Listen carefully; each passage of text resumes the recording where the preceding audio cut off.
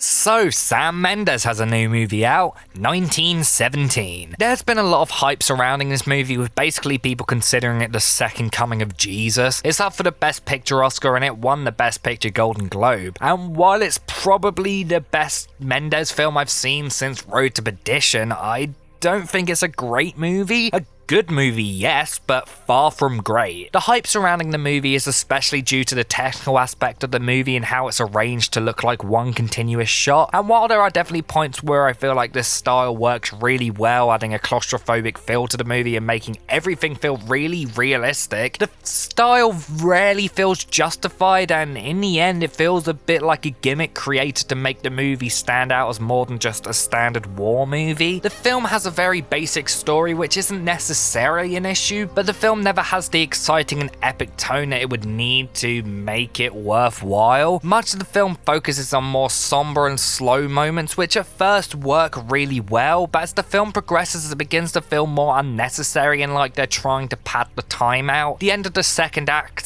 / beginning of the third act is probably the worst part of the film, and it felt really dull. The first act of the film was where I found myself the most captivated in the film, showing the destruction and emptiness of the battlefields post-battle. I thought was incredibly eerie and led to some of the most tense and heart-pounding moments I've had watching a movie in recent memory. The whole underground bunker sequence I thought was done incredibly well, but after that the film never really manages to capture that raw terror that was presented. I think it wasn't helped by the fact that basically all the German soldiers were unable to land a gunshot in the film. I felt like I was watching a Star Wars film from how many missed shots there were, and that really made the film feel less exciting. Towards the second half of the film, I was beginning to feel like there were no stakes or danger in the movie, which really took me out of it. Although the usage of the one-shot style works decently, the transitions between the seamless cuts were incredibly jarring and obvious. The film isn't structured around this style, and it basically feels like a collection of scenes like a normal movie would. It doesn't feel like Birdman, which at times basically feels like one continuous scene throughout the whole movie and uses the one-shot technique as an important part of the film's narrative and style. It felt like they tacked it on to make the film more interesting and to make it stand out a bit more, and I definitely don't